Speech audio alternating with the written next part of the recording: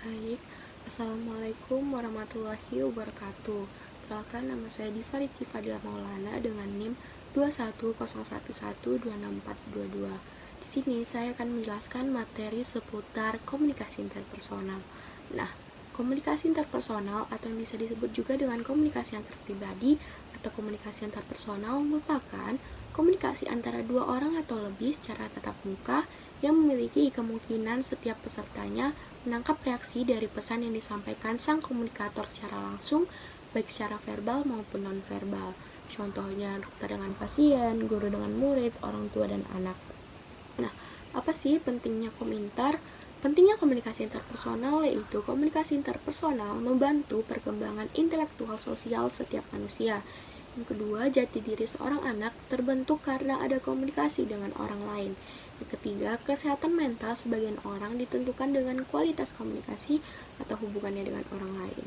Nah, dalam komunikasi interpersonal terdapat karakteristiknya, yaitu ada interpersonal communication, yaitu komunikasi yang terjadi antara dua orang yang memiliki hubungan yang tetap. Kedua, ada dyadic coalitions, yaitu suatu hubungan antara dua orang yang terbentuk oleh anggota dari sebuah kelompok yang besar yang mempunyai keuntungan bersama.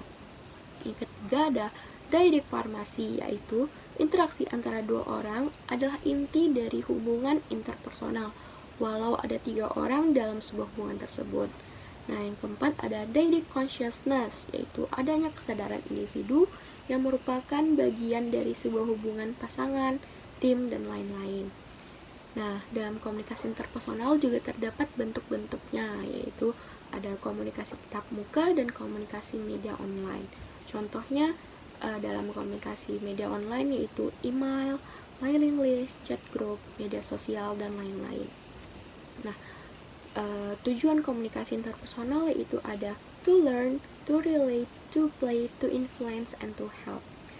Nah, komunikasi interpersonal terdapat area-areanya juga, yaitu ada intercultural communication, yaitu komunikasi antar ras, bangsa, suku, gender, dan generasi yang berbeda.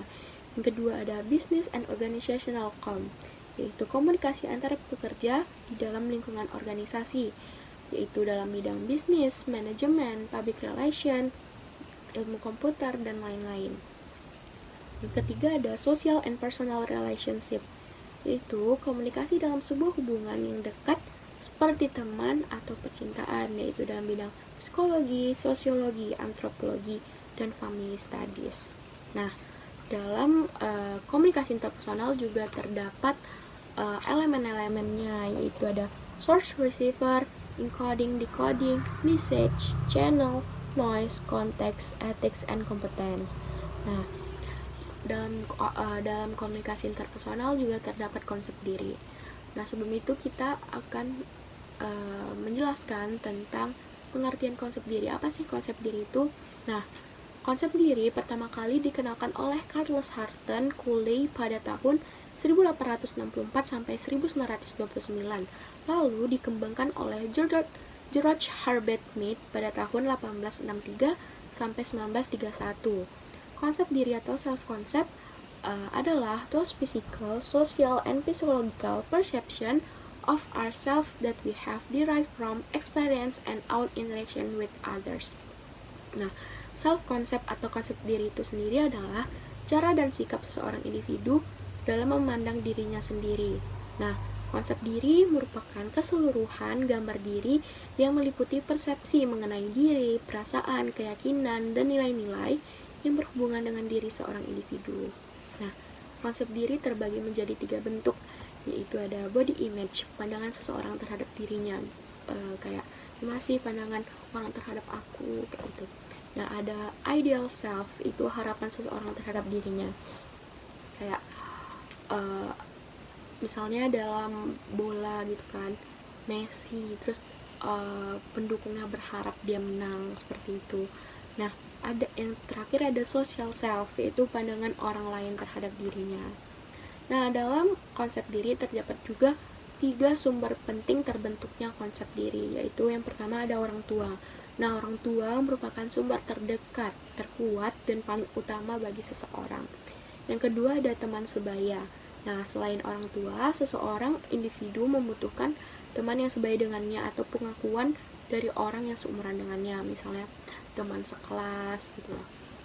Nah, yang ketiga ada masyarakat. Masyarakat yang maksud adalah orang selain keluarga, teman yang memiliki kontak dengan individu.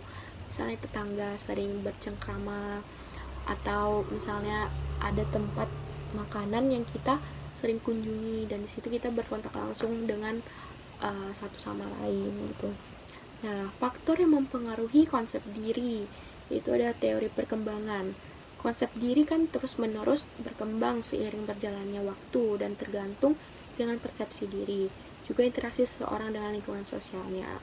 Yang kedua ada significant other, yaitu istilah lain untuk orang yang dianggap penting juga terdekat oleh seorang individu.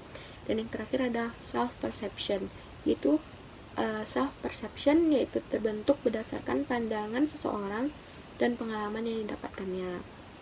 Nah, dalam konsep diri juga terdapat karakteristik konsep diri, yaitu ada konsep diri positif dan negatif. Konsep diri positif yaitu mempunyai keyakinan bahwa dirinya mampu untuk mengatasi berbagai masalah. Yang kedua, memiliki keinginan untuk introspeksi diri dan kemampuan dalam memperbaiki dirinya sendiri.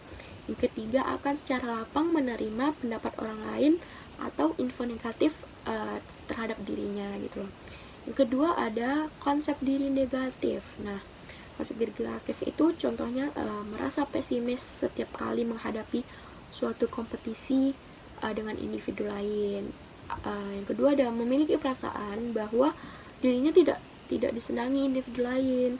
Yang ketiga tidak mampu untuk menghargai dan mengakui kelebihan orang lain, kayak dia menganggap dirinya lebih hebat, aku lebih hebat lah dari dia kayak gitu. Yang terakhir ada suka mengkritik hingga soal kecil sekalipun, suka mengkritik orang padahal dirinya belum tentu benar gitu. Nah, konsep diri memiliki pengaruh yang cukup besar bagi seseorang. Ketika seseorang individu menganggap dirinya sebagai seorang yang ceria, maka dalam kehidupan sehari-hari dia akan ceria. Begitu pula sebaliknya, ketika seorang individu menganggap dirinya pemurung, maka dia akan menjadi pemurung dalam kehidupan sehari-harinya. Sehingga dapat ditarik kesimpulan bahwa konsep diri yang positif dapat membawa seseorang bertingkah laku positif. Begitu pula dengan konsep diri yang negatif dapat membuat seseorang bertingkah laku negatif. Nah, itu tadi seputar materi komunikasi interpersonal. Semoga dapat bermanfaat. Saya akhiri. Terima kasih. Assalamualaikum warahmatullahi wabarakatuh. Dadah.